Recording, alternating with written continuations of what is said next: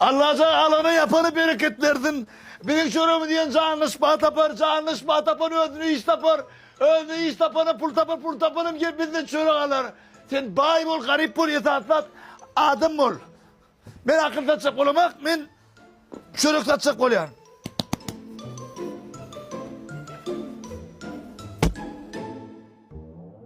Ağalar dövüm der, pıtranım der. Elekten geçen bakalar. Bir çörek aldan 5 manat, 2 çörek aldan 10 manat. 3 çörek aldan 15 manat. Matematikada basın çıkan, o da kasapla ver. Yetatlat baka der, yetatlat takım. Buna söyle de o.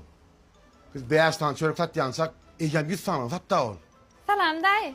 Ştayda tez açılan tamdırıvatı öyle şu siz mi? Yok man, elin gerek. Doğru et yani.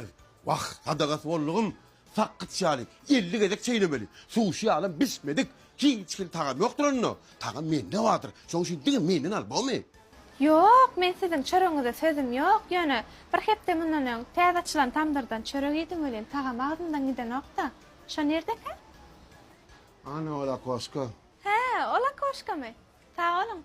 Vah, yaş olyandı. Yoksa ama... Tağamın kimin kimdigini bilerdin. Salam. Adam. Siz tez açılan mı? Yok, ben açılama 30 yaş yıl oldu. Özün tez açılanı ben de yani. Tez açılan güle. Geçen hepde sizden çörek aldım. Şoň akşam bana guda geldiler. Gördün mü? Ne tuzak aşarı. Yine ne deyip oldu? Yine de alıp ilk kettin. Toyundan son 9 ay 9 günden can fazla çağıracağım olur. Yürü gelmen kettin. Karat geçtiğinden sonra toyun atmayan olur diyorum. Siz yanlış düşündüňiz. Ogdalar öňem gelmeli. Ýöne şoň taçakda sizin çöreğini deyip öwdüler. Cemcan çotan kudurçula baralar. Şolarım çörü benden al gittiler. Sen logika teret.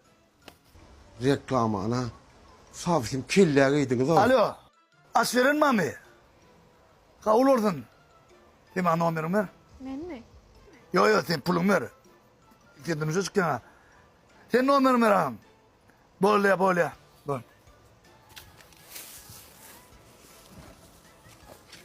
Zaten alma adam artık masada gerek ha.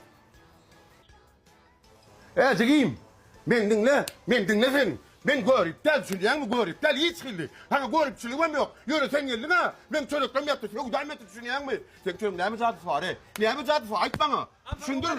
Onlar gelen de Ha do. getirdin mi? Hava getirme atalı verin. Bol getiriyor ha. Getir ne açık olacak? Yani Çörüğün canı unla. Ben asıl öğürüm kırmasıyım meceliyen. Yani şu unu da taşıp üydeki yokkun bugün çörük ettim. Böyle kamera edip okla verdim oraya. Şun yarığı çörük çık ya. Yürü bakalım ben ha. İlk yokta kanditerlere bile geçirecek ben şu un bile. Çörük yoğursanız agro expert'ın ununu merhem tapardınız canına. Ne hoş oldun.